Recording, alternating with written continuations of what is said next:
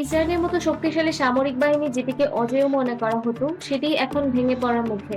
নিজেদের সেনাপ্রধানই দিচ্ছে ভয়ঙ্কর সতর্কতা। এটা কি শুধু সংকট নাকি বড় পতনের শুরু? সম্প্রতি ইসরায়েলের নিরাপত্তা মন্ত্রিসভার এক গুরুত্বপূর্ণ বৈঠকে চাঞ্চল্যকর তথ্য উঠে এসেছে, যেখানে সেনাপ্রধান ইয়াল জামির জানিয়েছে ইসরায়েলি সামরিক বাহিনী বা আইডিএফ এখন গুরুত্বপূর্ণ জনবহুল সংকটে ভুগছে।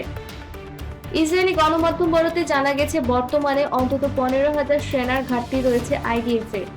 এই সংকটের পেছনে বড় কারণ একাধিক ফ্রন্টে একসাথে যুদ্ধ চালিয়ে যাওয়া, গাজায় দীর্ঘ যুদ্ধ, লেবানন সীমান্তে হিজবুল্লাহর সাথে উত্তেজনা, সিরিয়া ও ইরান সংঘটিত হামলা, এইসব মিলিয়ে সেনাবাহিনীর উপর চাপ বেড়ে গেছে বহুগুণ।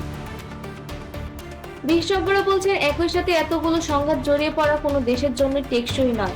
আরেকটি বড় সমস্যা হলো রিজার্ভ ফোর্স বা সংরক্ষিত সেনাদের ক্লান্তি। অনেক সেনা মাসের পর মাস যুদ্ধক্ষেত্রে থাকায় মানসিক চাপ, শারীরিক ক্লান্তি ও যুদ্ধ বিমুখতা বাড়ছে। কিছু আন্তর্জাতিক রিপোর্ট অনুযায়ী হাজার হাজার রিজার্ভ সৈন্য ডিউটিতে ফিরতে অনীহা প্রকাশ করেছে।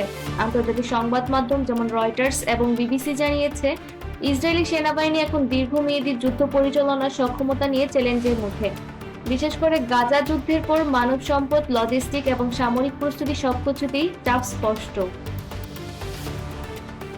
যদি এই সংকট দীর্ঘস্থায়ী হয় তাহলে সেনাবাহিনীর ভিতরে বিশৃঙ্খলা তৈরি হতে পারে, আর সেটাই এখন সবচেয়ে বড় ভয়। কারণ একটি দেশের সামরিক বাহিনী দুর্বল হয়ে পড়লে পুরো রাষ্ট্রের নিরাপত্তাই হুমকির মুখে পড়ে।